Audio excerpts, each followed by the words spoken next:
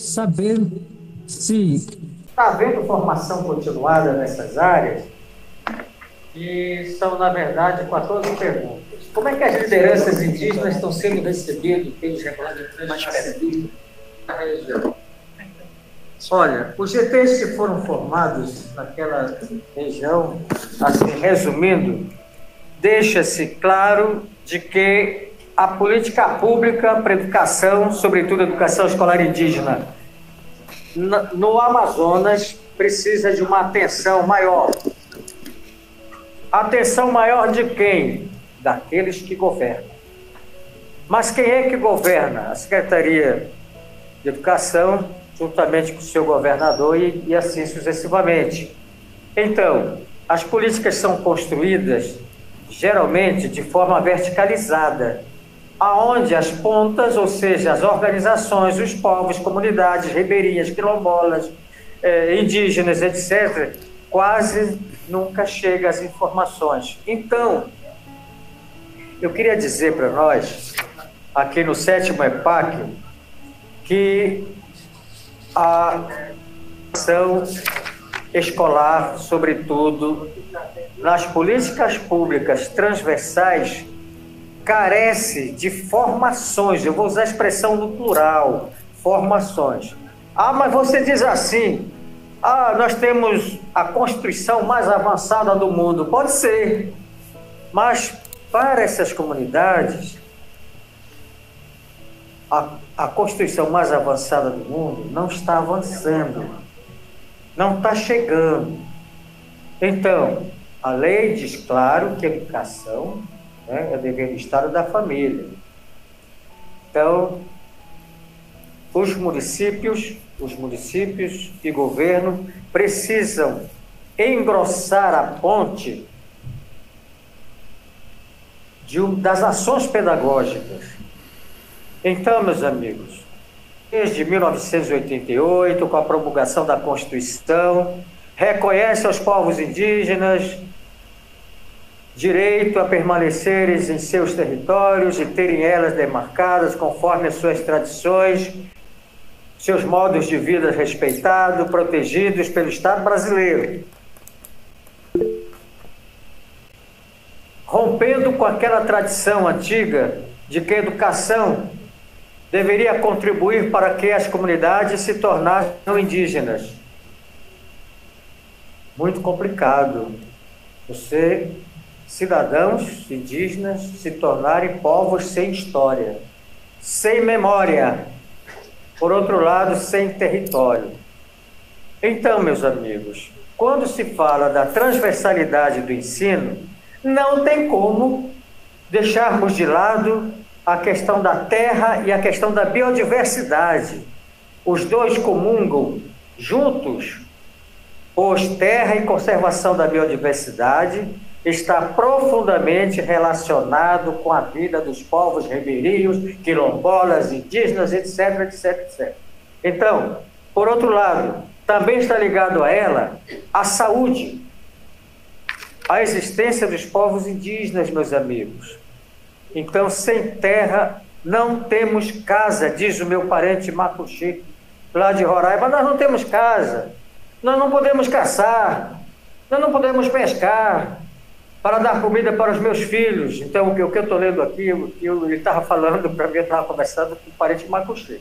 Nós não temos peixe para pescar para os nossos filhos. Para nós, terra é mãe, porque gera e alimenta a vida.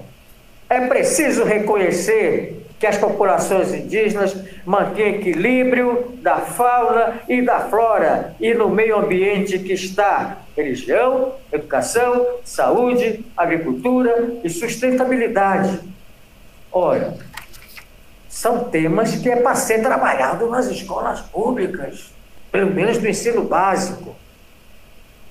Então, fala-se de nós temos a nossa agricultura rústica, mas nós sabemos manejá-la porque delas guardamos muitos segredos. Olha só, roças, plantios, os plantios e as roças, aliás, são sempre comunitários. Não existe individualidade. Eu vou roçar para mim? Não, eu vou convidar a comunidade para me ajudar. Eu também vou ajudar a comunidade quando formos fazer o ajuri. Isso aí entra no currículo escolar. Então, as capoeiras que estão aí, sobretudo em Awaretê, na região ali da Boca do Cachorro, na região conforme o satélite Kono, existe uma quantidade grande de capoeira e os parentes estão dizendo assim: não temos mais terra para plantar porque tudo está longe. Não, gente, esse papo aí não é bem assim. Porque historicamente nós trabalhamos com as capoeiras. Porque nas capoeiras muitas coisas boas foram plantadas, principalmente as árvores frutíferas e plantas medicinais. Elas não morrem, estão lá. Mas isso tem que entrar no cotidiano da vida escolar dos nossos alunos. Outro fator importante é preciso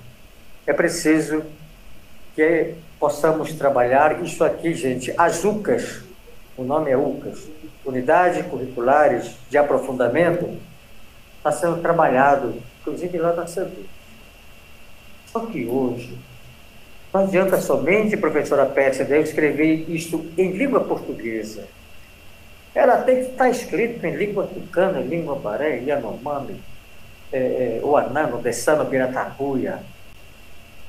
Nós somos 64 povos na Amazônia, distribuídos em 129 territórios, e territórios com áreas contíguas. E nela convivemos com esta terra. Então, o fator importante para nós é de que, na transversalidade do ensino, nós não podemos esquecer a histórica luta dos parentes que hoje, além de eu estudar a vida de Duque de Caxias na Guerra do Paraguai, professora Pérsida, eu preciso entender a luta do Germano lá em Paricachoeira para ele educar os seus filhos também. Então, são histórias. Então, as histórias precisam ser recontadas, mas precisamos encontrar metodologia para isso. Metodologia e pedagogia trabalhada nas nossas escolas.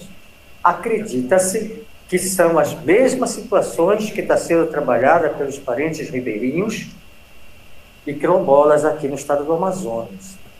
Então, a nossa diversidade é frágil, precisa de conscientização por meio das escolas, públicas ou não, por meio de meios de comunicação social, para garantir a continuidade de vida e mantermos a nossa relação com esse ser vivo chamado territórios.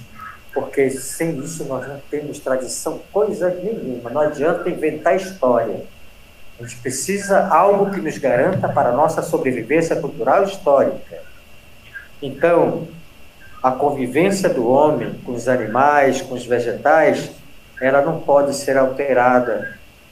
Mas isso não foi só 500 e poucos anos atrás do descobrimento do Brasil, porque a gente mantém ela no tempo. Tempos imemoriais. Então, gente, é preciso que se aprofunde para que possamos, de fato, trabalhar efetivamente a transversalidade do nosso ensino, nas nossas escolas. Senhora Pérsida, eu vou ficar por aqui, tá bom? Muito obrigado pela tua atenção. Viu? Obrigado, professor. Agora, nós estamos com o professor Gil na sala. Então, nesse momento, Gil, é o professor José Gil Vicente, né, que agora vai falar, doutor também, professor do programa Sociedade e Cultura. Ele já se encontra, espero que já se encontre aí, direito já está aí. E, professor Gil, o senhor pode, então, iniciar. Obrigada. Obrigado. Antes de mais agradecer, não vou me alongar muito pelo agradecimento, porque resta-nos pouco tempo. Mas agradecer a equipa ou a comissão organizadora deste importante evento e sem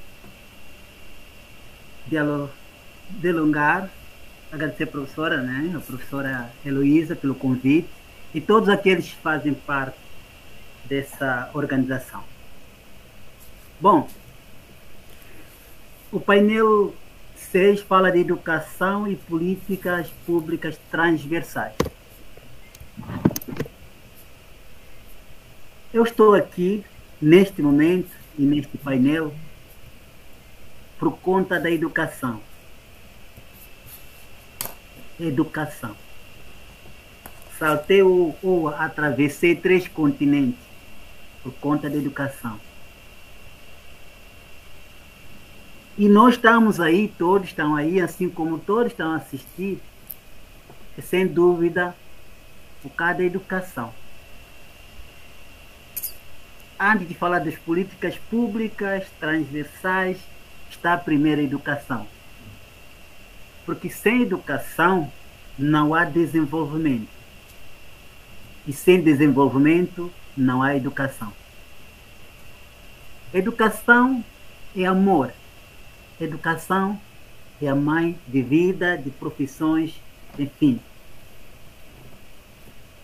Na tradição africana, eu sou moçambicano, como disse, a educação é como uma mãe.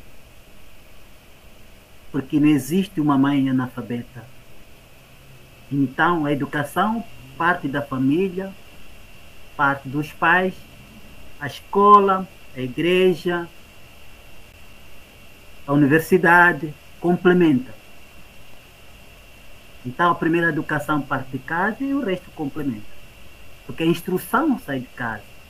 Então, a educação só pode ser mais forte quando é complementada com a instrução. A educação e instrução é muito importante. E antes de falar tanta coisa sobre educação, porque é muita coisa, como disse aqui, não se pode falar da educação sem falar da família. É aquilo que eu falei aqui. Não se pode falar da educação ou não se pode falar da escola sem falar de educação, vice-versa. Então, falar de educação é falar da escola, é falar do professor, dos alunos, alunas e todos aqueles que fazem parte das instituições de ensino e aprendizagem. Então, mas o que é isso, educação? Não vou falar do conceito, porque são vários conceitos. Como comecei a falar aqui, eu vou poder falar o que é educação sob o olhar do Paulo Freire. Então, o que o Paulo Freire diz sobre a educação? Em resumo, para Paulo Freire, a escola deve ser um lugar de trabalho, de ensino, de aprendizagem. Mas o mesmo Paulo Freire diz que o lugar em que a convivência permita estar continuamente e se superando, porque a escola é o espaço privilegiado para pensar. Então, a educação é ato de educar, de instruir, é polidez e disciplinamento. Então, no seu entendimento, ou no seu sentido mais amplo, educação significa o meio em que os hábitos, costumes e valores de uma comunidade, a palavra comunidade, que vem do comum, então, são transferidos de uma geração e para outra geração, ou para a geração seguinte. Em resumo.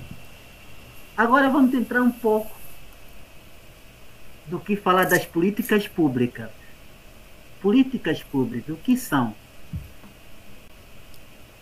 São vários olhares, mas tentamos aqui, eu pensei em tentar resumir políticas públicas como ações e programas que são desenvolvidos pelo Estado para garantir e colocar em prática direitos que são previstos na Constituição Federal e outras leis, do Brasil. Então, políticas públicas são medidas e programas criados pelos governos dedicados a garantir o bem-estar da população.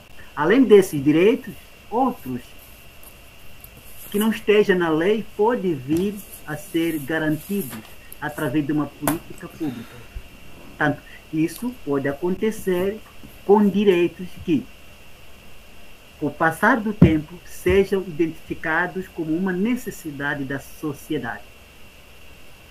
Então, o planejamento, a criação e execução dessas políticas é feito em trabalho, em conjunto, dos três poderes que formam o Estado. Estamos a falar, portanto, de poder legislativo, educativo e judiciário. O poder legislativo ou executivo pode propor políticas públicas. O legislativo cria as leis referentes a uma determinada política pública e o executivo é o responsável pelo planejamento de ação e pela aplicação de medidas. Já o judiciário faz o controle da lei criada e confirma se ela é adequada para cumprir o objetivo. No entanto, as políticas públicas afetam a todos os cidadãos, de todas as escolaridades, independente ou independentemente de sexo, de raça, de religião ou nível social.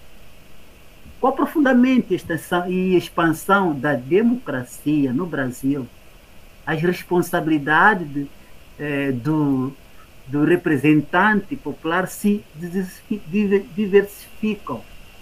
Então, as responsabilidades do representante popular se diversificam. Portanto, hoje, por exemplo, é comum dizer que sua função é promover o bem-estar da sociedade. Mas o bem-estar da sociedade está relacionado a ações bem desenvolvidas e a sua execução em áreas como saúde, educação, meio ambiente, habitação, assistência social, lazer, transporte, segurança. Ou seja, devem contemplar a qualidade de vida como um todo. Então, e é a partir desse princípio que, para atingir resultados satisfatórios em diferentes áreas, os governos federais, ou federal, estaduais, municipais, se utilizam das políticas públicas.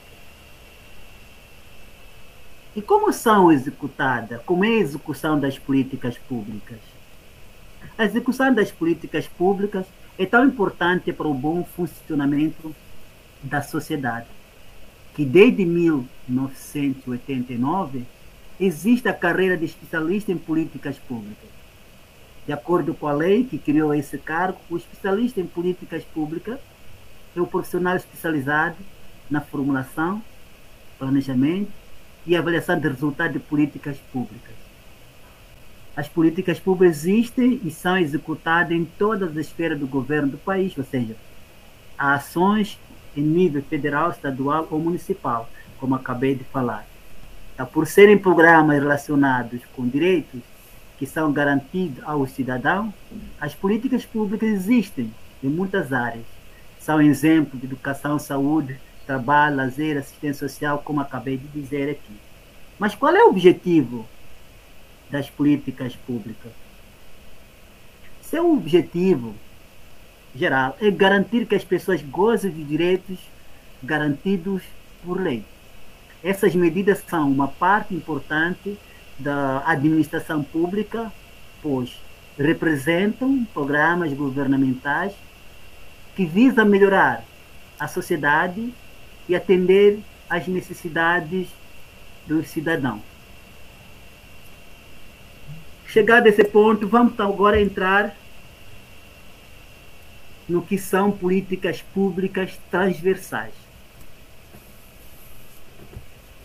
Portanto, as políticas transversais, primeiro, envolvem múltiplos atores e arranjos institucionais.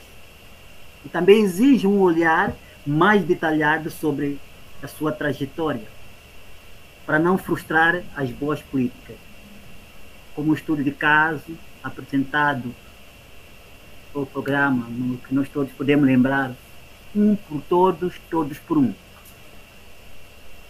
E quando falo de um por todos, todos por um, eu lembro ou começo a pensar naquilo que os africanos chamam de Ubuntu.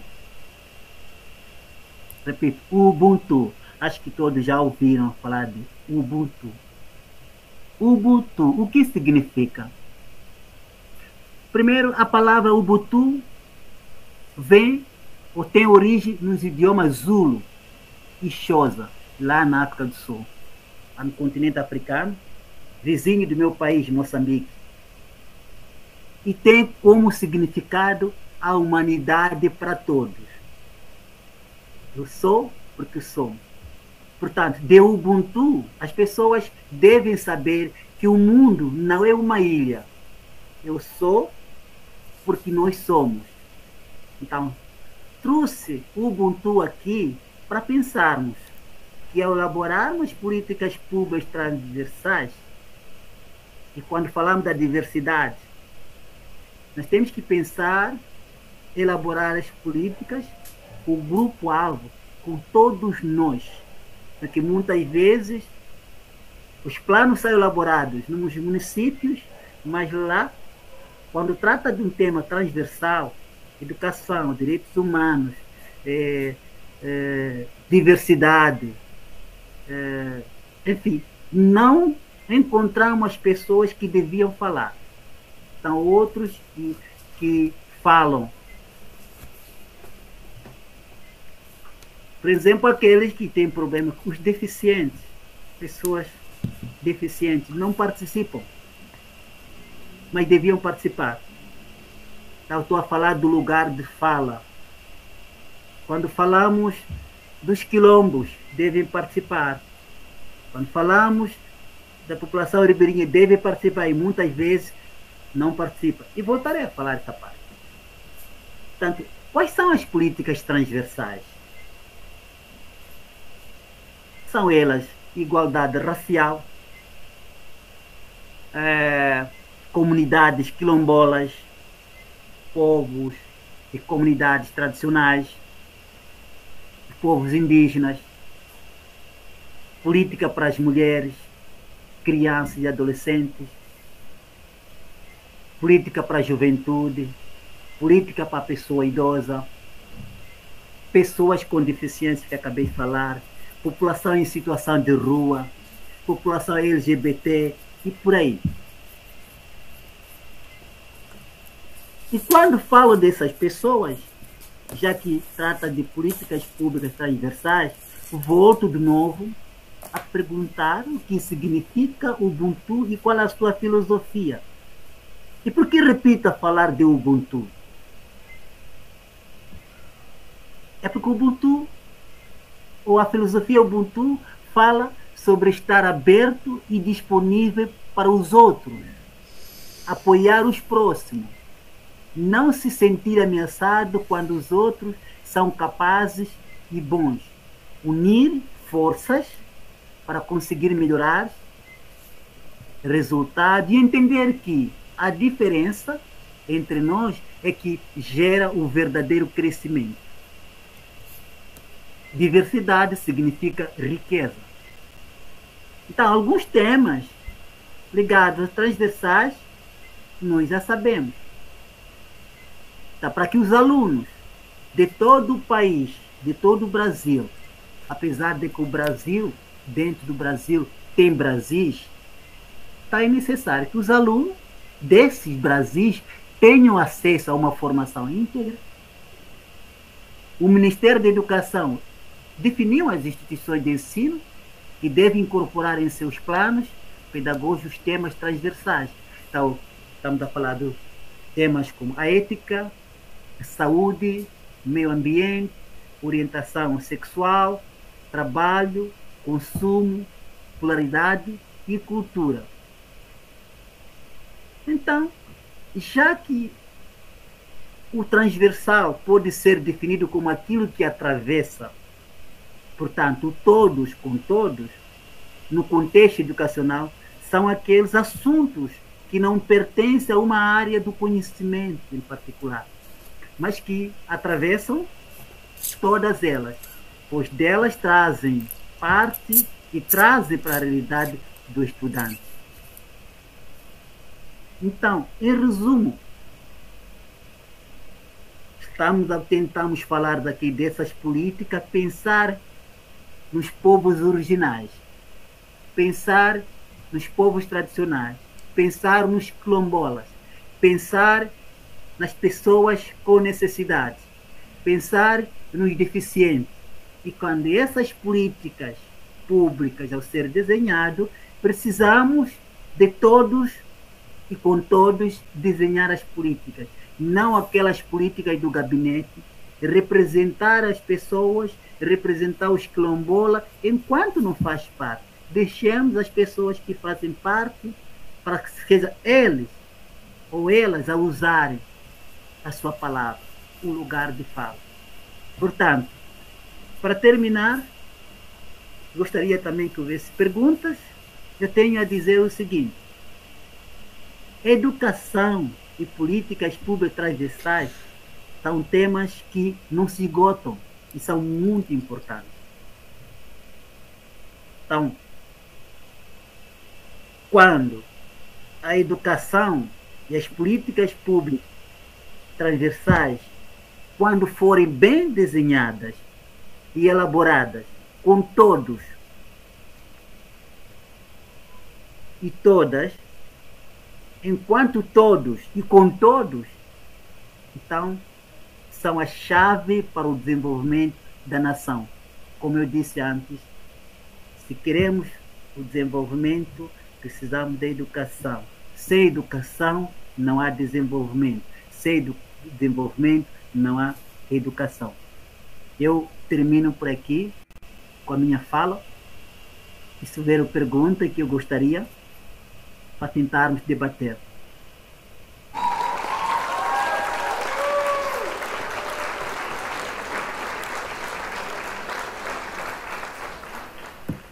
Então, obrigada ao professor José Gil Vicente, professor.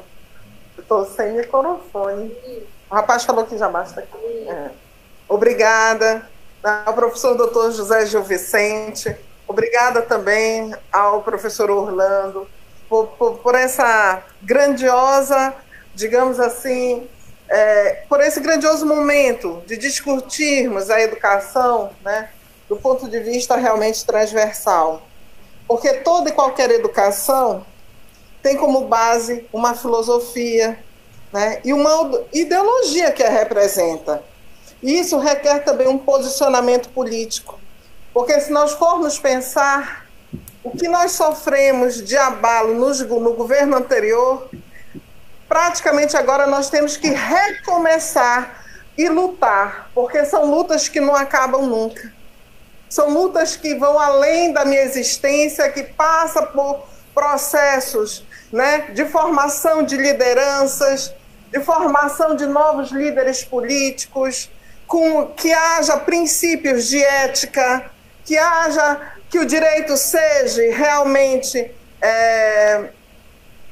estabelecido, não é, com os princípios de humanidade, de sobrevivência e, enfim, né, e da paz, porque o que nós estamos vivendo agora são momentos de conflitos que não podem ficar de forma infinita, não é?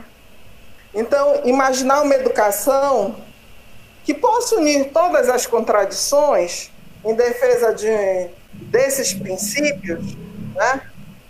De uma forma ingênua, isso não existe. Isso só existe por meio de lutas, por meio de resistência, em que novas e antigas gerações, os que estão aqui, os que já trouxeram suas contribuições, podem então, né, se fazerem presentes para garantir que tudo que se lutou e que a gente ainda luta continue recorrente e a gente continue sempre avançando para o bem, não para o mal. não é? Assim, eu encerro esta mesa, né, deste grupo de trabalho, para entrego, então, à professora coordenadora, a professora doutora Heloísa, não é? Correia, para dar prosseguimento ao nosso evento. Obrigada.